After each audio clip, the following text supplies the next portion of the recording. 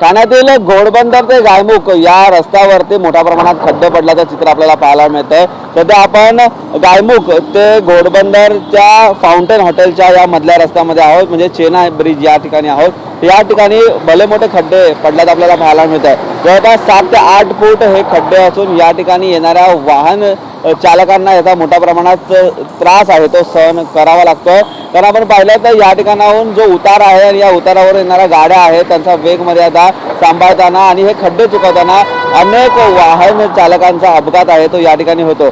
काल रात्री या ठिकाणी पुन्हा एकदा माती टाकण्यात आली, परंतु माती ही पुन्हा वाहून जाण्यात येताना आपल्याला पाहायला मिळतंय आणि याचाच मोठा त्रास आहे तो वाहन चालकांना होताना पाहायला मिळतोय। गेल्या काही दिवसात या ठिकाणी आहे ते ट्रॅफिक थांबवून जवळपास 5 ते 6 तास या रस्त्यावरती काम करण्यात आलेलं होतं, परंतु हे काम करून देखील सुद्धा या ठिकाणचं जी माती टाकलेली होती, डांबर टाकलेलं होतं ते सगळं वाहून गेले आणि पुन्हा हे खड्डे आहेत ते या ठिकाणी पडल्याचं आपल्याला पाहायला मिळतात। आपण पाहतोय की दिवसभर या ठिकाणाहून अनेक जड अवजड वाहनं आहेत ती जात असतात। मोठ्या प्रमाणात अवजड वाहनांची या ठिकाणी वर्दळ आहे ती पाहायला मिळते।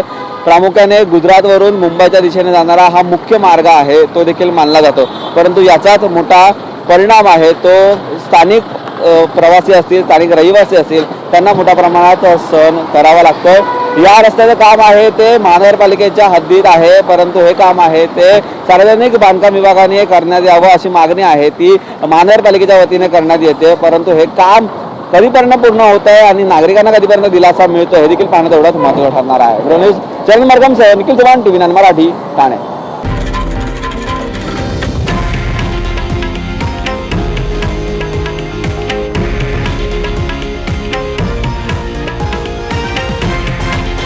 हे आहे देशातील नंबर 1 न्यूज नेटवर्क आणि आपण पाहत आहात TV9 मराठी, एकमेव।